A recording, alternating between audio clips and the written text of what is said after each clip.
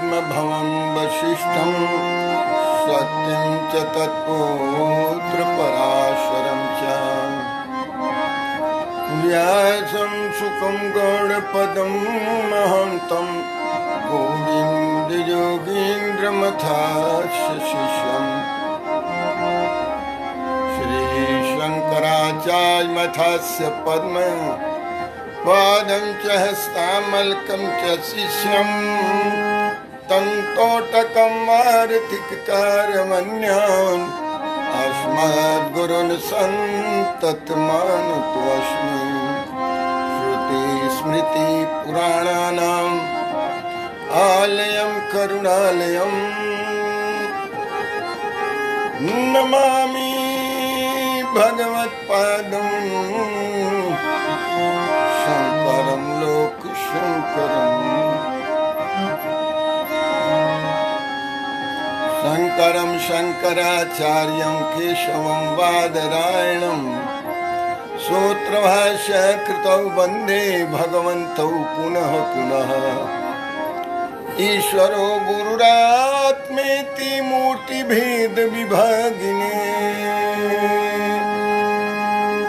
व्योमवत् व्याप्त देहाय दक्षिणामूर्तये नमः। ओम शांति शांति शांति।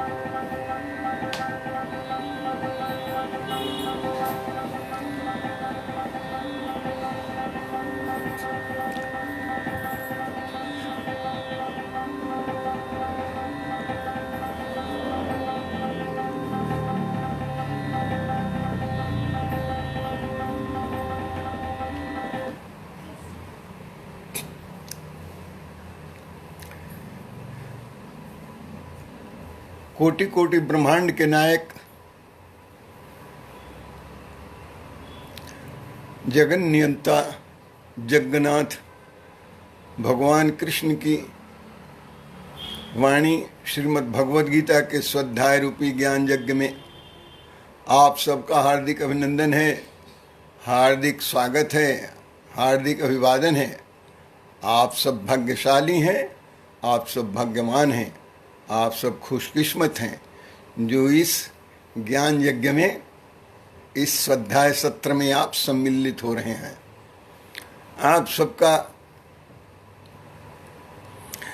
अभिनंदन करते हुए मुझे भी बहुत हर्ष होता है जब देखता हूँ आप सबको कि आप जिस तन्मयता के साथ और जिस श्रद्धा के साथ जुट जाते हैं इस सत्संग सभा में।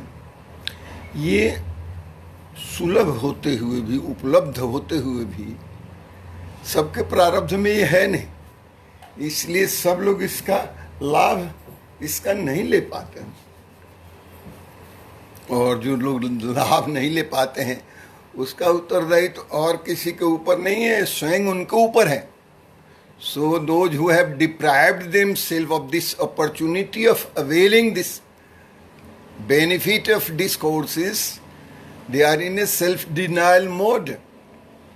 No one else has deprived them. So they are the deprived lots. आप कहेंगे कि बड़ी लोग व्यस्त रहते हैं, बिजी रहते हैं। मुझे नहीं मालूम इस कोरोना के लॉकडाउन में यदि कोई रहते भी होंगे तो कुछ लोगों को घर से काम करने की आज़ादी है, कुछ लोगों को ऑफिस जाने का है और कुछ लोगों को कुछ नहीं है। तो 7 बजे संध्या से कौन से काम में लोग व्यस्त रहते हैं ये तो आप जानते हैं। कल भगवान राम के लिए जो उत्सव हो रहा था, राम जन्मभूमि के लिए जो भूमि पूजन हो रहा था, और जो स्टोन लेइंग सेरेमनी जिसको कहते हैं, जहाँ शिला न्यास हो रहा था, जहाँ हमारे राष्ट्र के यशस्वी प्रधानमंत्री माननीय आदरणीय श्री नरेंद्र दामोदर दास मोदी द्वारा जो अर्चन पूजन किया गया और जो शिलान्यास किया गया, जिसके साक्षी, जिसके गवाही हम सब थे। हम सब वहाँ तो नहीं थे, लेकिन हम सब गवाही थे। सब लोग टेलीविज़न पर देख रहे थे, दूरदर्शन के माध्यम से, कुछ लोग अपने टेलीफोन में ही देख रहे थे, वीडियो के माध्यम से। सो द वर्ल्ड ओवर, पूरे विश्व में सब लोग उसके साक्षी थे, सब देख रहे थे, सब उसका आनंद ले रहे थे। तो आप तो क्या मान लिया या पूरे विश्व के लोग कल प्रसन्न रहे होंगे, आनंद की मुद्रा में? नहीं, उसमें भी कुछ लोग रहे जो दुखी आत्मा थे, जो घर में बैठ के, उसको अंग्रेजी में कहते दे वर सल्किंग, यानी वो घर में बैठ के वो फूल रहे थे अपने। ऐसे भी लोग थे। कौन कौन लोग आ गए हैं जी? गोपाल जी साई जी हैं, बहुत बहुत आपका भी स्वागत और अभिनंदन है जी साई जी।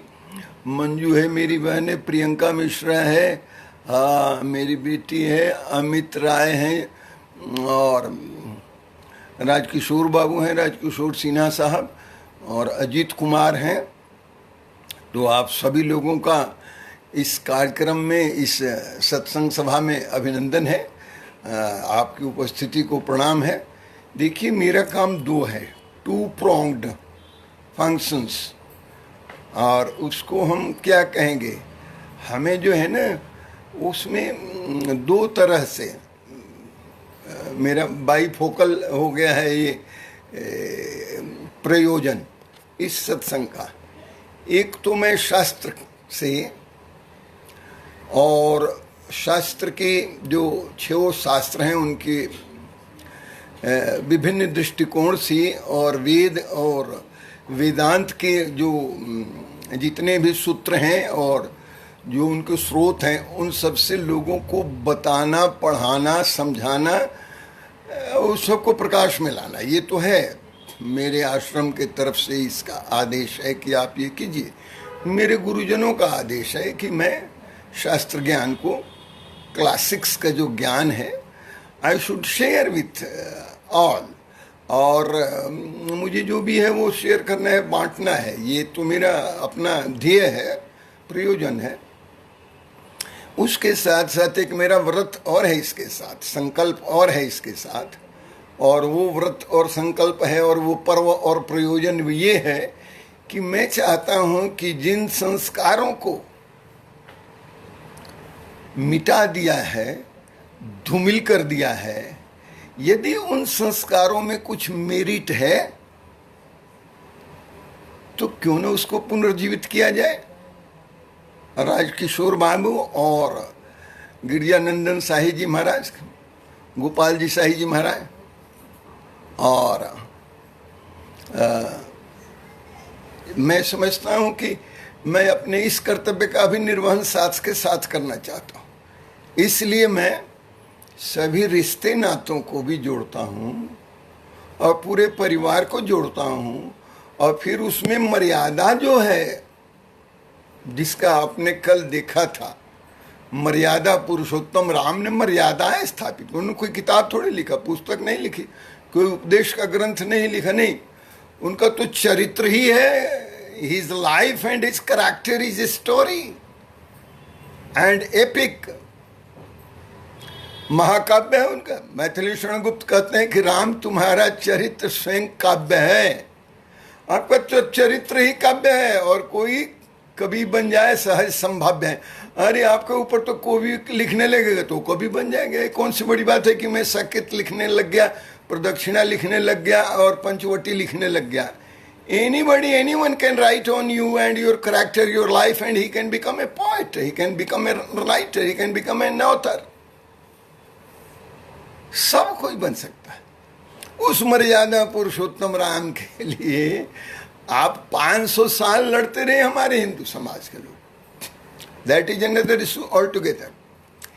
उसका दर्द हमारे हिंदू समाज को तो है, सफर किया है, कष्ट भोगा है, लेकिन पिछले विगत 70 साल में जो अपनों ने कष्ट दिया है ये बहुत ही मुश्किल है।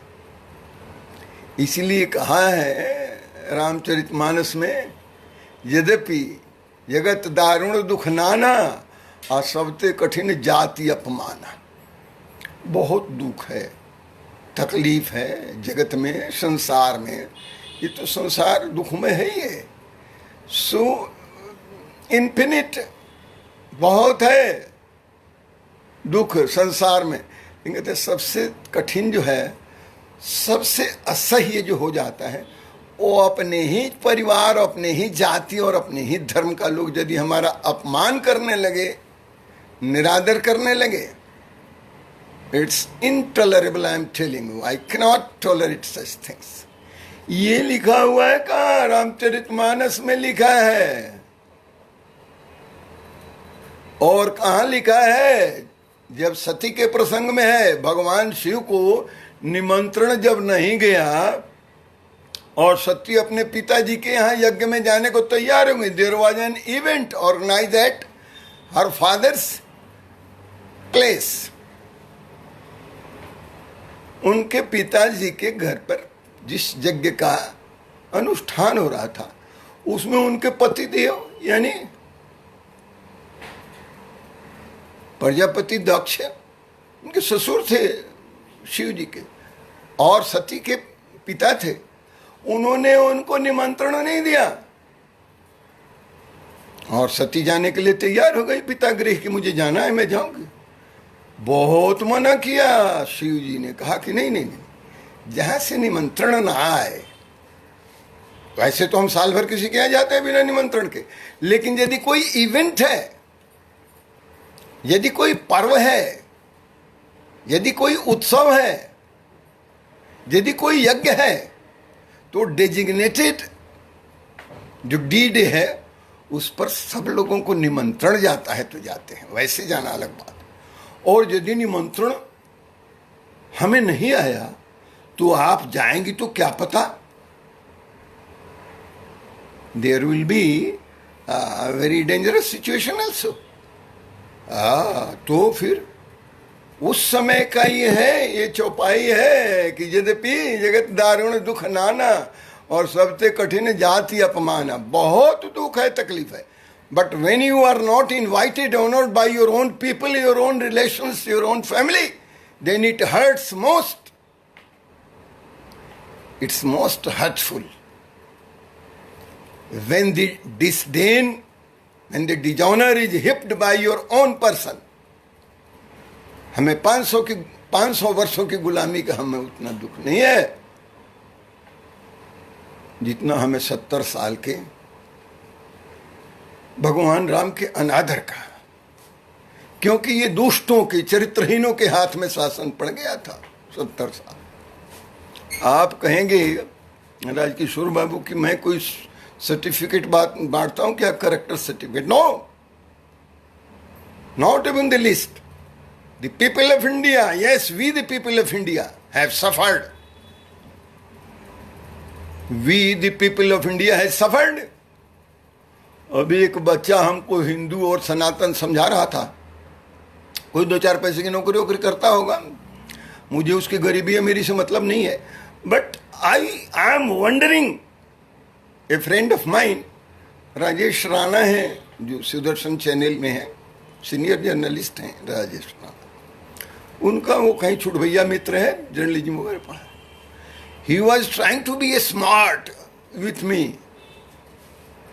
वो कहता था कि मैं तो आपसे सीखना चाहता हूँ, गुरु बनाना चाहता हूँ, लेकिन मैं भेद नहीं बताऊंगा कि मैं कौन हूँ, मैं नाम नहीं बताऊंगा, मैं उम्र नहीं बताऊंगा, मैं टेलीफोन नंबर नहीं बताऊंगा, मैं आपका गुरु बन के सीखना चाहता हूं। तो आप मुझे शिष्य बन के यदि सिखा दीजिए तो मैं गुरु बन के सीख लूंगा, और क्या पता आपके सिखाने से मेरा विचार बदल जाए, वो मुझे बता रहा है। So I kicked him and told him you can go to hell. अरे मेरे जैसे कई लोग मेरे एटीट्यूड्स को ये नहीं जानते हैं। मैं वेदांत पढ़ाता हूँ, मैं योग पढ़ाता हूँ, मैं शास्त्र पढ़ाता हूँ। मैंने 6 शास्त्र पढ़े हैं, गुरु से पढ़ा है, हाँ, विज्ञान पढ़ा है, फिजिक्स पढ़ा है, गुरु से पढ़ा है, स्कूल में, कॉलेज में, विद्यालय में, यूनिवर्सिटी में काम किया है, तो रक्षा मंत्रालय में। Do you think I can tolerate any nonsense from any bloody fool? क्या मैं किसी झूठ भाई का मैं बकवास बर्दाश्त करने वाला हूं? I can tow him out, I can kick him out, I can ask anyone to rough him up. और कह रहा था क्या पता आपको सुन के मेरा विचार बदल जाए। तेरा क्या विचार बदल जाएगा? तो संस्कारहीन है बचपन से। तेरे माँ बाप ने यदि कोई संस्कार नहीं दिया है तो वो संस्कार मैं कैसे दूंगा? मैं तो तुम्हें ये संस्कार दूंगा ना, हमारे जो सनातन परंपरा का संस्कार है वो दूंगा, हमारे राष्ट्र का जो धरोहर है वो बताऊंगा तुम्हें, मैं संस्कृति बताऊंगा। इसलिए मेरा काम मर्यादा और संस्कार के दायरे में आपको रख के उसके बारे में भी आपको अवगत कराना है कि this is our tradition,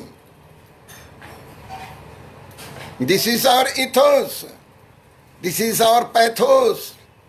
so ethos and pathos, these are our traditions. Shashi Shekhar ji आ गए हैं जी, मेरा चाचा है हमारे गांव के। मनोज कुमार जी आ गए हैं, आप सब लोगों का स्वागत है, अभिनंदन है। तो आज कल एक और क्या उनका नाम था, विश्वरंजन है, हाँ विश्वरंजन है, एक हमारे मित्र हैं, युवा मित्र हैं, बंगलोर में रहते हैं। विश्वरंजन है, अभी पहुँचे नहीं हैं, उनको आना चाहिए क्योंकि मैंने लिखा है। कल उन्होंने कहा था, कोई सवाल पूछा था और अच्छे पढ़े लिखे हैं, सुलझे हैं, काफ़ी पढ़ते हैं, अभी तक आए नहीं हैं कि मुझे नहीं मालूम कहीं किसी काम में व्यस्त हैं या ऑफिस में हैं, but he should have come. तो मैंने कहा कि आज उनके प्रश्नों का उत्तर मैं दूंगा। अभी वो नहीं है, बट एनीवे, जैसे ही as and when he looks up on the screen, I shall try to address his doubts, जो उनके संशय हैं उनका समाधान करने का मैं प्रयास करूंगा। तो आइए, जो हमने नोटिफाई किया है कि 16 अभी अध्याय गीता का जो दूसरा षटक है उसका प्रथम अध्याय यानी सप्तम अध्याय के 16वें श्लोक से हमें आज पारायण करना है और उसका अनुशीलन करना है। अनुशीलन यानी उस पर मीमांसा, उस पर चिंतन, उस पर विमर्श, उस पर समीक्षा। तो पढ़ के तो आप भी समझ लेंगे, लेकिन उसके अर्थ को भी समझ लेंगे, लेकिन उसको जिस तरह से लिखा है भगवान कृष्ण ने, उन भावों को उद्घाटित करना इतना आसान काम नहीं है। वो उद्घाटित करना केवल किताब पढ़ने से नहीं होगा, गुरु के सन्निधि में, गुरु के सानिध्य में उसका उपदेश ग्रहण करना पड़ता है। मैंने उपदेश ग्रहण किया है और भगवान भाष्यकार का भाष्य पढ़ा है और फिर उसमें दिन रात लगाया है अपने को। तो आइए, भगवान जहाँ कहते हैं चतुर्विधा भजन्ते माम,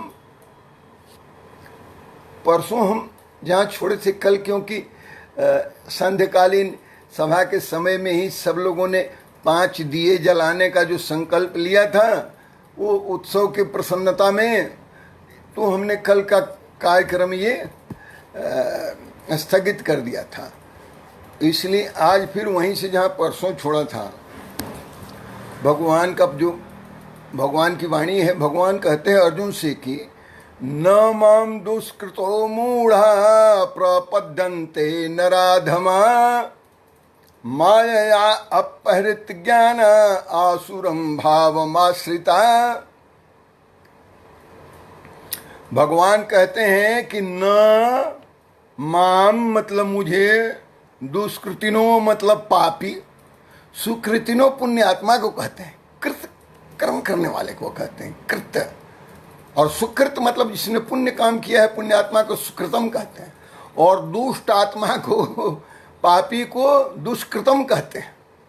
तो कहते हैं न माम दुष्कृतिनो मूढ़ा, जो मूढ़ है, मूर्ख है, पापी, प्रपद्यन्ते नराधमा, वो नीच आदमी, नराधम, अधम मतलब नीच, मनुष्यों में नीच आदमी वो मेरी शरण नहीं आता है। नीच आदमी को फुर्सत कहाँ है, दुष्ट को फुर्सत कहाँ है सत्संग में आने की या मेरी शरण आने की? वो तो अपना नीच वाला काम में लगा रहेगा, घटिया काम में लगा रहेगा। तो he is busy for that in mean business, yes, so he has no time to come to me and he will not take refuge in me, वो मेरे शरण में नहीं आएगा। कुमार सत्येंद्र सिंह जी भी आ गए हैं जी, चलिए ये भी कुछ सुन लेंगे तो इनको भी कुछ लाभ तो हो ही जाएगा। इनका भी स्वागत है, अभिनंदन है। हाँ, इसमें ये प्रणाम वगैरह नहीं लिखते, ये हमारे साले वाले हैं कि कोई और हैं? हाँ जी, ये कुमार सत्येंद्र सिंह वही हैं हमारे जो साले हैं या कोई और हैं? तो इनको हम ही प्रणाम लिख देंगे और क्या। हाँ, तो भगवान कहते हैं कि जो दुष्ट है, नीच है, पापी है, वो मेरी शरण नहीं आता है। क्यों? कहते माया अपहृत ज्ञान, उसका ज्ञान जो है ना हमारी माया ने अपहरण कर लिया, वो मेरी माया में ही भूला हुआ। उसकी माया क्या है जी? भगवान की माया। भगवान की माया ये पूरा है दृश्यमान जगत, इसी में भुलाया है, मर रहा है। वो मेरे बारे में कहाँ से सोचेगा, मेरी शरण में क्यों आएगा? इसी में जो मिलता है वो खा रहा है, सुअर की तरह, कुत्ते की तरह। तो माया अपहृत ज्ञान का मतलब हुआ मेरी माया ने उसके ज्ञान को हरण कर लिया। और आसुरम भावम आश्रिता, इसलिए वो राक्षसी भाव के आश्रय हो गया। राक्षसी भाव क्या कहते हैं जी? राक्षसी मतलब दुष्टता का काम करना, और राक्षस अपनी ही ताकत पर विश्वास करता है, ये भी एक राक्षसी भाव है। तो वो उसी काम में लगा हुआ है, अपना लूटपाट में, राक्षसी भाव में। इसलिए मेरी माया ने उसके ज्ञान का सत्यानाश कर दिया है और वो राक्षसी भाव को प्राप्त हो गया है, उसी का आश्रय है उसको, और इसलिए वो मेरी शरण में क्यों आएगा? आगे अभी बता देंगे भगवान 9वें अध्याय में जाके, जहाँ कहते हैं कि अपिचेत सुदुराचारो, अपिचेत यदि वो बहुत दुराचारी भी है, लेकिन यदि मेरे शरण में आ गया है, अनन्य भाग यानी अनन्य भाव से यदि मेरे, अपिचेत सुदुराचारो भजते माम अनन्य भाग, मेरा भजन करते हैं अनन्य भाव से, ये आगे 9वें अध्याय में आएगा। तो वो भी साधु समझना चाहिए, उसको भी साधुरेव स मंतव्य कहते हैं, उसको भी साधु समझना। लेकिन यहाँ कहते हैं वो जो दुराचारी है, वो 9वें अध्याय में आगे कि वो दुराचारी है फिर भी मेरे में आ गया है, भज रहा है, यानी उसका बुद्धि सुधर गया। यहाँ गए उसका तो बुद्धि बिगड़ गया है, मेरी माया में, उसी में वो नाच ड्रामा, डांस ड्रामा, नौटंकी में घूम रहा है, जेब में हाथ डाल के। तो वो आसुरी भाव के आश्रय लिया हुआ है, इसलिए वो पापी मेरे शरण में नहीं आएगा। आगे भगवान क्या कहते हैं देखिए, ये जो आसुरी भाव जो एक बार चढ़ जाता है ना दिमाग पर, तो फिर तो वो आदमी अपने को ही बूझता है कि मैं हूं, कोई भगवानों को नहीं होता है। रावण के मंत्रिमंडल में सब दुष्ट नहीं थे ना, बहुत अच्छे भी लोग थे रावण के मंत्रिमंडल में। हाँ, और स्वयं उनका भाई विभीषण भी बहुत समझाया कि देखिए आप ये राम जी की शरण हो जाइए, आप जो खराब काम कर रहे हैं इससे पूरा सत्यानाश हो जाएगा, आपके परिवार का भी, और हम लोग भी उसी लपेटे में आ जाएंगे। वो मानने को तो है ना, उसको मारा 2 लात उसके पीछे, 2 लात, भाग यहाँ से, खाता है मेरा और गाता है मेरे दुश्मन का, भाग। तो विभीषण उसका पैर दबाने लगा कि भैया आपके पैर में चोट लग गया होगा, मैं दबा देता हूँ। 2 लात और मारा, कहा भाग, मेरा पैर दबाने, अब भाग यहां से जल्दी, क्योंकि वो आसुरी भाव के आश्रित था। अब विभीषण जब शरण में आया है तो विभीषण भी तो राक्षस है, उनके भाई हैं, लेकिन जब विभीषण आ रहे हैं भगवान राम की शरण में तो किसी ने जाके जब आ गए वहां से भाग कह के अच्छा तो मैं जा रहा हूं अपने मंत्री सहित, आ गए विभीषण जहां भगवान ने टेंट डाले थे, और भगवान के पास आ गए तो कोई द्वारपाल जाके कहा गए कहाँ जा रहे हैं, तो बोले राम जी से मिलने का है, से थोड़े मिलेंगे, जैसे आपने उनको समझ रखा है कि ऑर्डिनरी पर्सन है, you can go and meet him, no it's not allowed, बताइए कौन है, कहाँ से आए हैं, क्या काम है, तब हम जाके बताएंगे राम जी को, वहां से परमिशन मिलेगा, then I will call you.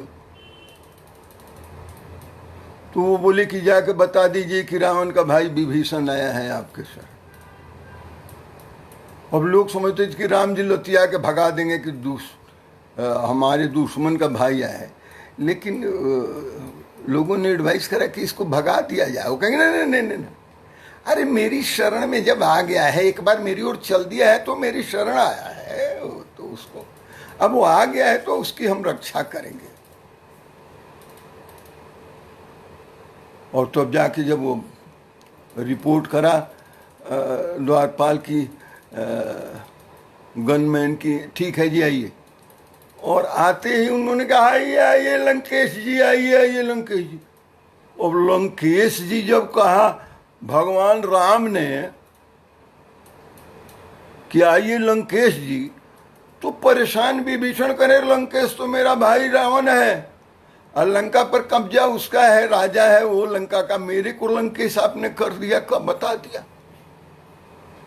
और है कि वो संपदा संकोच लिख रहे कि सकुच दियो रघुनाथ, जो संपदा भगवान शिव से 10 सिर काट काट के प्राप्त किया था रावण ने, वो संपदा लंका को हासिल करने में 10 सिर काट के चढ़ा दिया था रावण ने भगवान शिव को, और वो संपदा लंका का मालिक भगवान राम ने ऐसे ही बना दिया विभीषण को कि आइए लंकेश जी, और वहीं राज्याभिषेक कर दिया।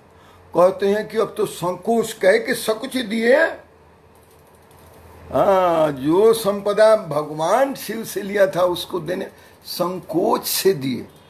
क्या संकोच था भगवान राम के साथ, क्या संकोच था भगवान राम के पास, क्यों संकुचित रहे थे।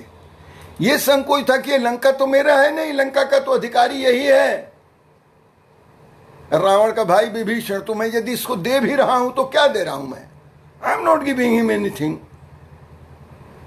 मैं कोई दे तो नहीं रहा उसको, ये तो उसका अधिकारी है, वही है, इसका ही है। अरे कुछ और देता मैं अपने पास है, तो मेरे पास तो कुछ है ही नहीं अभी, तो यदि मैं उसको अपने पास से कुछ नहीं दे रहा हूं तो लंका तो उसी का है, उसके भाई का है, तो उसके भाई की बेदखल करके उसको दे देंगे। अब किसी संत ने पूछा कि मान लीजिए उनका तो अभिषेक कर दिया, तिलक कर दिया, आइए लंकेश जी करके, और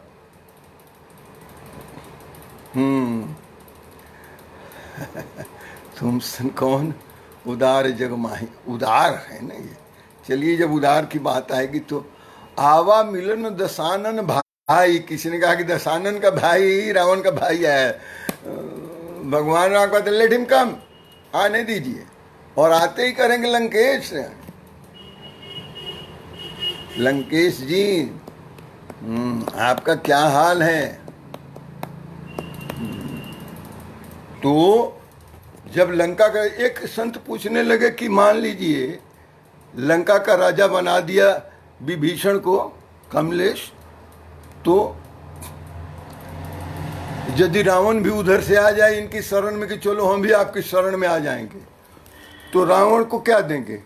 रावण को तो बेदखल कर दिए राम जी अपने संकल्प से लंका से, और विभीषण को राजा बना दिया। अब रावण इनके पास आएगा तो क्या था जो देते, रावण को राम जी क्या देते यदि वो आ जाता इनके शरण, तो तो उसने शरण नहा के बड़ा उपकार किया राम जी के ऊपर, नहीं तो राम जी को बड़ी दुविधा होती। तो दूसरे उनके भाई ने कहा कि अरे क्यों परेशान होते हो, राम जी के पास यदि आ जाता वो तो राम जी अयोध्या का राजा बना देते रावण को। रावण राजकाज चलाने में बहुत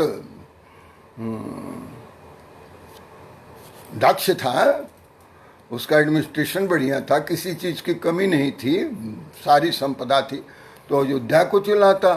और अपने क्या करते, राम जी कहते कि अपने चारों भाई जंगल में रहते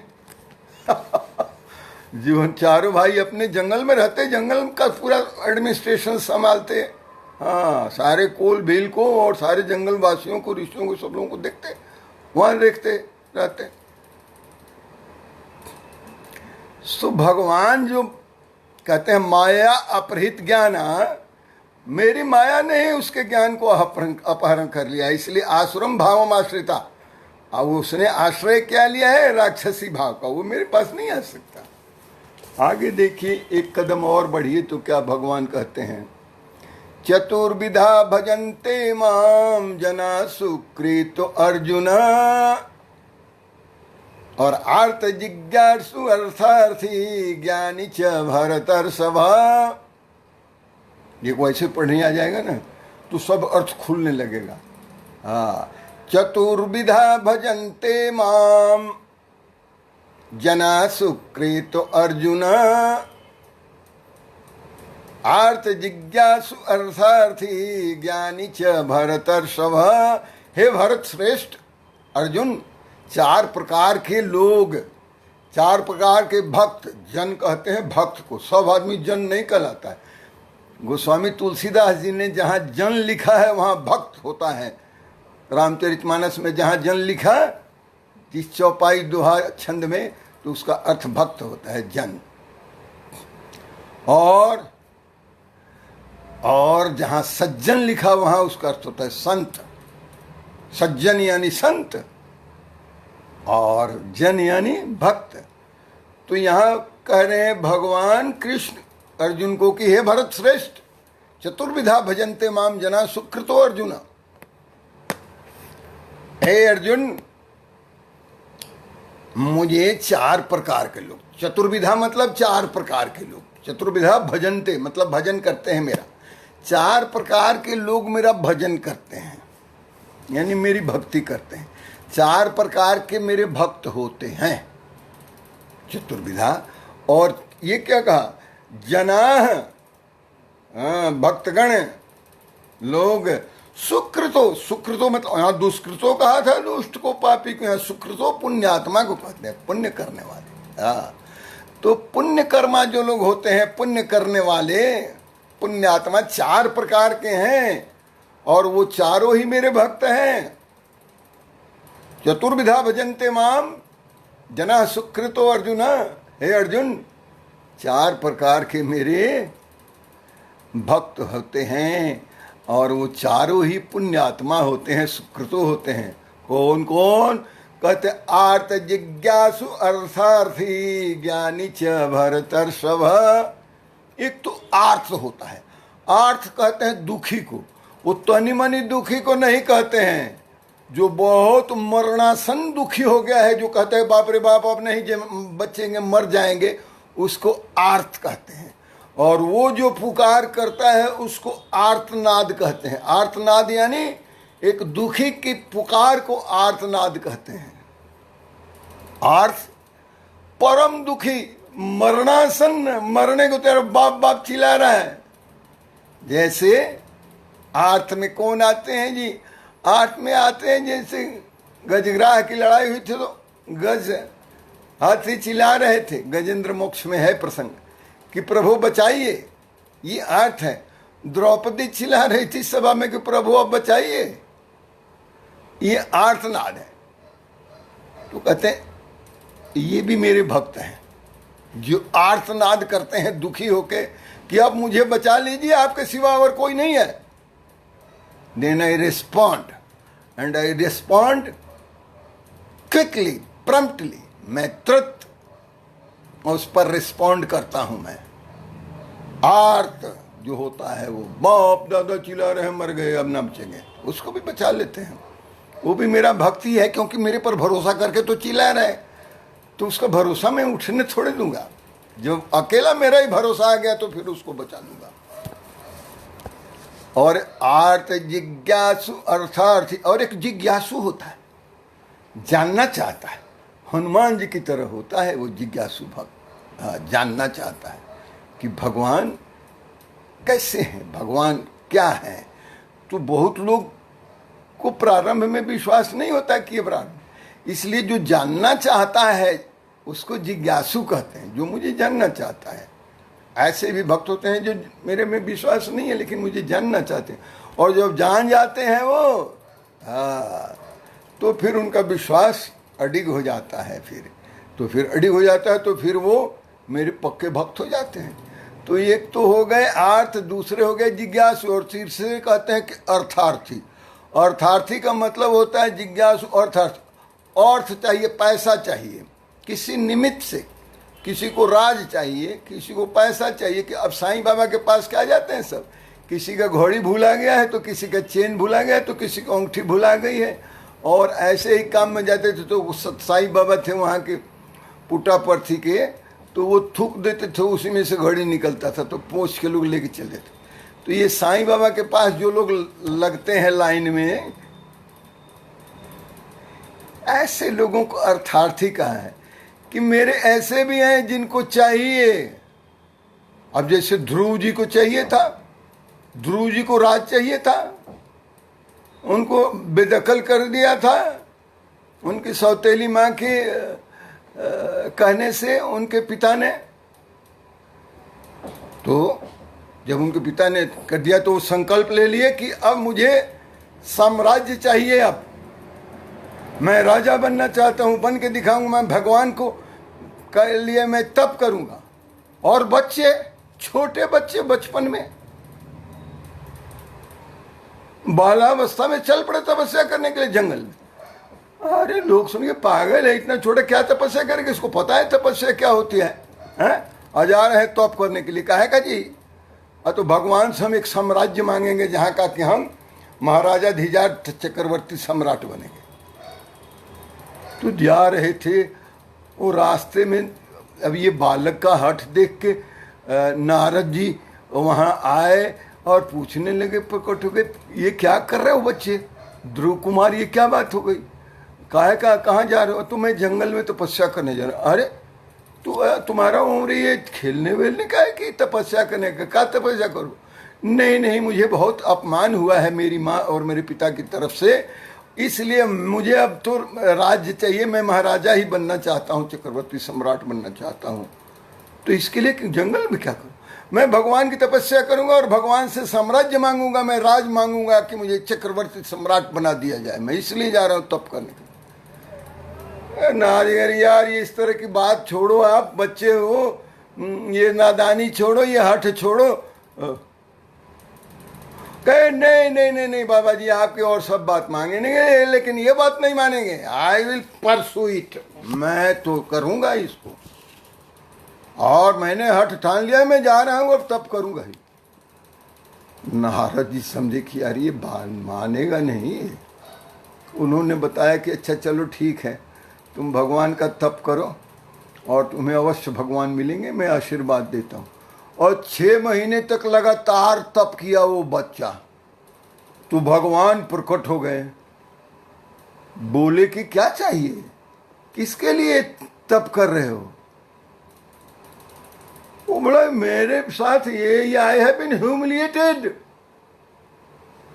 आई have been humiliated by my stepmother, my father. मेरे पिता ने, मेरी माँ ने मुझे अपमानित किया है और राज्य से बेदखल कर दिया है, छोटे भाई को राज दिया है और मुझे निकाल दिया है। मुझे साम्राज्य चाहिए, उससे भी बड़ा साम्राज्य चाहिए मुझे। मैं महाराजा बनना चाहता हूं, चक्रवर्ती सम्राट बनना चाहता हूं। ध्रुव कुमार बन गए, नॉर्थ स्टार बन गए, नॉर्थ पोल बन गए, अचल हो गए। कहे कि अचल तुम्हें दे देता हूं साम्राज्य, क्या चाहिए? साम्राज्य चाहिए, चलो। Granted, done. और मृत्यु के सिर पर लात रख के ध्रुव कुमार ध्रुवलोक में जाते हैं। क्यों? क्योंकि वो चल पड़े थे भगवान की ओर। तो जो भगवान की ओर चल पड़ेगा वो जीवित अवस्था में भी मृत्यु के सिर पर लात रख के ऊपर साम्राज्य में जाएगा। ध्रुव कुमार को वो दिया पद, ध्रुव पद दे दिया। कुछ दिनों बाद भगवान नारद को लगा कि देखते हैं, ध्रुव कुमार को साम्राज्य मिल गया, ध्रुव कुमार तो प्रसन्न होंगे महाराजा बन के।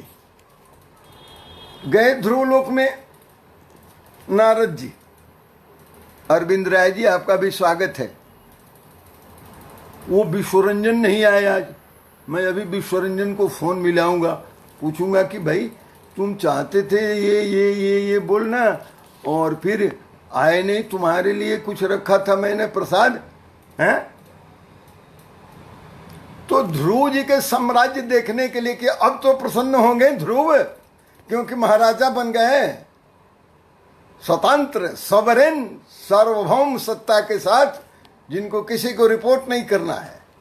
देखे तो कितना प्रसन्न है ध्रुव। तो ध्रुव को देखने के लिए ध्रुवलोक में जब नारद जी जाते हैं तो देखते हैं कि ध्रुव महाराज तो रो रहे हैं, उनके नेत्रों से अश्रुपात हो रहा है ध्रुव के। अब तो नारद जी बहुत चक्के हो गए, कहे कि ध्रुव जी ये क्या कर रहे हो, मुझे देख के रोने लगे। ध्रुव कहते हैं कि नहीं नहीं प्रभु, नहीं जी नारद बाबा जी, मैं आपको देख के नहीं रोने लग गया, मैं अपने भाग्य पर रोने लग गया कि मैं कितना भाग्यहीन हूं कि अरे भगवान मेरे सामने आ गए और भगवान से हमने साम्राज्य मांग लिया। हमको तो भगवान को मांग लेना चाहिए था, हमने भगवान को नहीं मांगा, भगवान को नहीं मांगा, भगवान से एकाकार नहीं हुए, मुक्त नहीं हुए, भक्ति नहीं मांगा, मुक्ति नहीं मांगा, जो सब कुछ दे सकते थे। उन्होंने कहा कि क्या चाहिए, और उनसे हमने ये साम्राज्य मांग लिया। मैं तो अपने किस्मत पर रो रहा हूं बाबा जी, आपको देख के नहीं। बाबा जी आशीर्वाद दिए, बोले कि आपको भक्ति और मुक्ति दोनों मिलेगी ध्रुव कुमार, आप दोनों के अधिकारी हैं। जो भगवान के रास्ते पर चल पड़ता है उसको सब मिलता है, और जो यहाँ सब कुछ बटोरने में लग जाता है उसको कहते हैं उसको कुछ नहीं मिलता है। उसको कुछ नहीं मिलता है।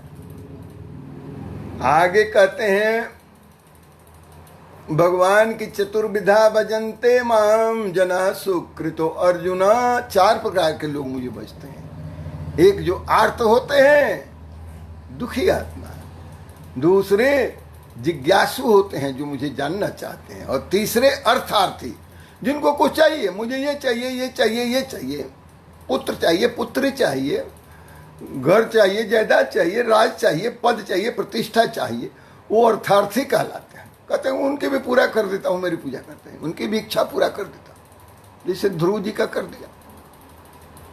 कहते हैं और चौथे जो हैं ज्ञानी हैं, ज्ञानी च भरतर्षभ, और ज्ञानी चौथे। ज्ञानी को क्या कहते हैं आगे चल के बताएं कि ज्ञानी तो मेरी आत्मा है।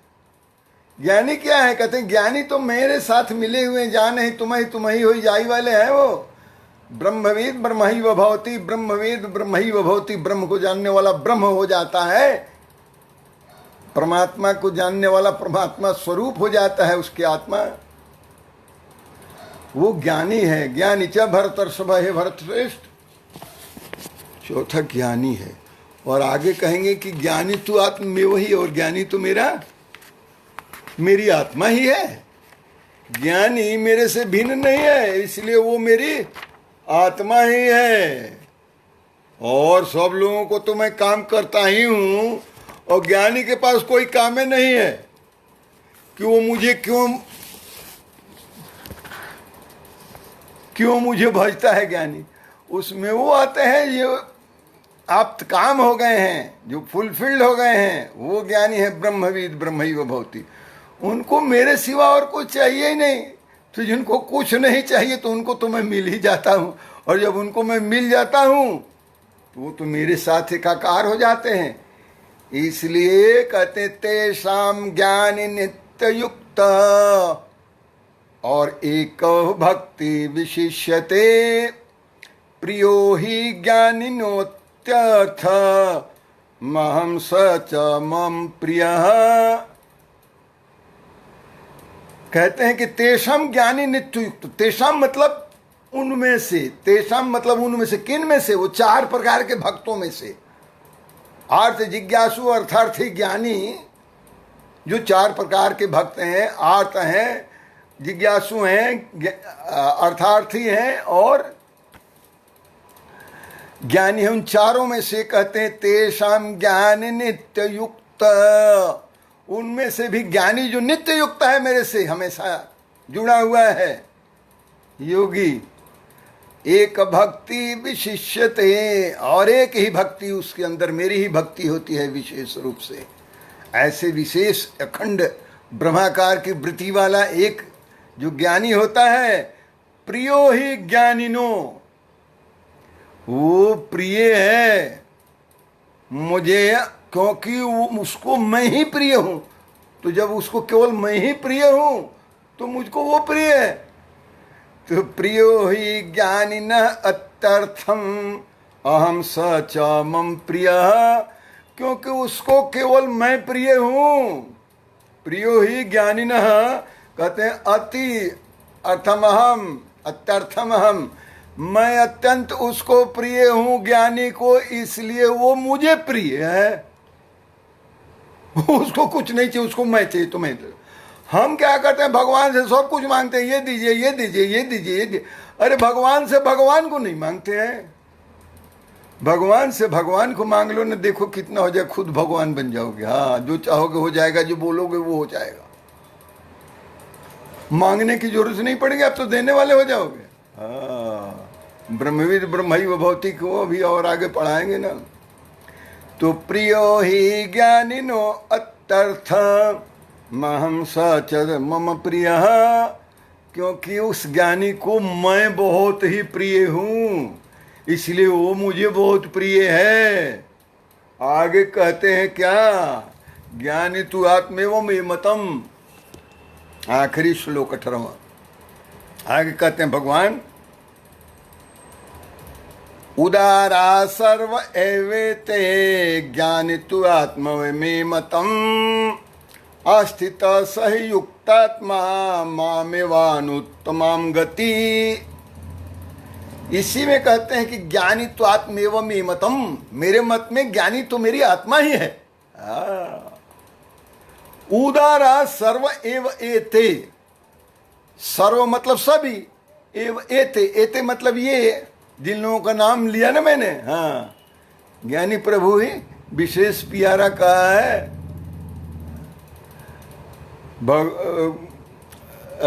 गोस्वामी तुलसीदास जी ने कहा है कि ज्ञानी प्रभु ही विशेष प्यारा, ज्ञानी जो है भगवान को विशेष रूप से प्रिय।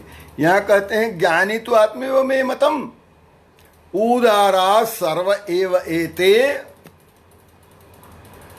कहा है कि चतुर उदारा, चारों ही उदार हैं। उदार किसको कहते हैं जी?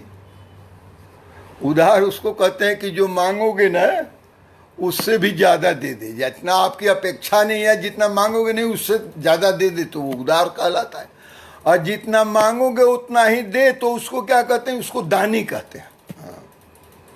जो मांगोगे वो ना दे उसको कृपण कहते हैं। उसके पास अरविंद श्रीवास्तव जी, जय सियाराम, जय जय हनुमान, आपका भी बहुत बहुत सियाराम, जय जय हनुमान। मेरे अभी वो मित्र नहीं आए, लेकिन अब चलिए उनको कल देखते हैं कहाँ से आते हैं, सहेजना पड़ेगा। यहाँ भगवान कहते हैं कि उदारा सर्व एव एते, ये जितने भी हैं ये चारों सर्व, ये सभी एव एते, इनमें से सभी चारों उदार ही हैं। उदार उनको कहते हैं, ऐसे को उदार जगमाही, भगवान की राम की तरह कौन उदार होगा? उदार उसको कहते हैं जो मांगोगे वो दे दिया, उसको तो दानी कहते हैं। और उसके पास है और तुम मांगोगे और नहीं दिया तो उसको कंजूस कहते हैं, कृपण कहते हैं। कृपण और कंजूस कहते हैं, उसको मक्खीचूस कहते हैं कि ना खाएगा ना खाने देगा। हाँ, मक्खीचूस कहते हैं, इकट्ठा कर कर। कोई लोग कहते हैं कि वो भी तो बहुत बड़ा दानी आदमी है, जो मक्खीचूस है ना, कृपण है, वो भी बड़ा दानी है। क्या दानी है जी? कि या तो उसको अपने बेटे को दे देगा, या दामाद को दे देगा, या बेटी को दे देगा, बेटा नहीं होगा तो, और नहीं तो मर जाएगा तो सरकार को दान हो जाएगा और कोई ले लेगा। तो सब जुगा कर रखता है, तो महादानी तो वही हुआ कि उसका दूसरा कोई ले लेता है, वो दानी। मक्खीचूस और कृपण वो है जिसके पास है और वो दान नहीं करता है, जो मांगते हैं उनको नहीं देता है, उसको कहते हैं कृपण है, कंजूस है, मक्खीचूस है। और जिसके पास है, आप जितना मांगते हैं वो देता है, तो उसको दानी कहते हैं। लोग दान करते हैं अपने सामर्थ्य के मुताबिक। और उदार उसको कहते हैं कि आप जितना मांगते हैं उससे कुछ ज्यादा ही दे दें। आप गए किसी से मांगने कुछ और उसने कुछ और अपने तरफ से मिला के दे दिया, तो उसको कहते हैं उदार। तो भगवान कई बार जो मांगोगे उससे ज्यादा ही दे देता है। ले, यहां भगवान कहते हैं उन लोगों को, चारों को, जो मेरे भक्त हैं, चतुर्विधा भजन्ते माम जना सुकृतो अर्जुन, वो सभी सुकृत भी हैं, उदार भी हैं चारों। उदारा सर्व एव एते, ज्ञानी तो आत्मेव ही। उदार तो सभी है, लेकिन सब ज्ञानी की तो बात ही छोड़िए ना। ज्ञानी तो मेरी आत्मा है, ज्ञानी तू आत्ममेव मे मतम, मेरे मत में ज्ञानी तो मेरी आत्मा ही है। मे मतम मतलब मेरे मत में। क्यों? क्योंकि आस्थित सही युक्त आत्मा, क्योंकि वह युक्त आत्मा होके मेरे में स्थित है। माम एवं उत्तमाम गति, और उसकी गति जो है मेरे में ही है, मेरे से अन्य उसकी और कोई गति नहीं। आपने दूसरा कई गति और गंतव्य बना लिए है, इसलिए आपकी दुर्गति होती रहती है। और जिस दिन आपकी गति केवल भगवान की ओर हो जाएगी, तो कहते हैं कि वो तो आस्थित स ही युक्त आत्मा माम एवं अनुत्तम आम गति, वो तो मेरी उत्तम गति को प्राप्त होता है, स्थित हो जाता है युक्त आत्मा। तो चलिए आज वाणी को यहीं विराम देते हैं। इससे आगे कल चर्चा करेंगे 18 से आगे 19 से। और फिर वो तो आए नहीं विश्वरंजन को अभी देखते हैं कि कहाँ हैं, और फिर बात होगी। उन्होंने जो प्रश्न कुछ किया था, आज वाणी को यहीं विराम देते हैं। आप सबका बहुत बहुत धन्यवाद और बहुत बहुत आप लोगों का साधुवाद भी। अब ओम पूर्णमदः हो जाए।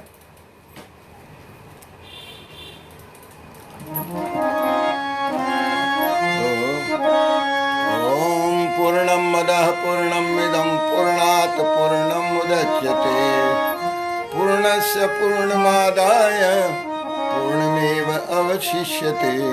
ओम शांति शांति शांति।